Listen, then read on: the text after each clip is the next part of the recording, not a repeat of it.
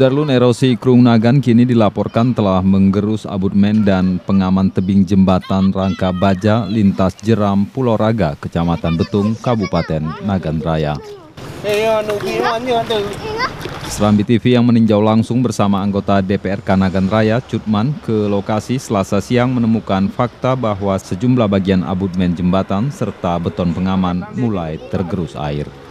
Tak hanya itu, sebagian pengaman tebing yang terbuat dari tanggul bronjong juga sudah mulai rusak dan terbelah akibat hantaman air. Selama ini memang ada dianggarkan nggak Pak untuk penanganan daruratnya Pak? Belum ya? Belum. Nah, nanti langkah yang akan dilakukan oleh DPRK sendiri bagaimana? Saya akan laporkan sebab dana otsus sekarang ditangani oleh provinsi. Ya. Saya laporkan ke provinsi menyangkut dengan masalah ini. Ya.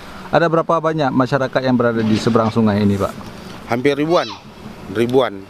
Makanya dengan secepat mungkin pemerintah harus menangani masalah bronjong yang sudah jatuh ke sungai. Ya, berarti karena erosi ya? Iya, betul. Pak. Dari Sukamakmur, Dedi Iskandar, Serambi TV.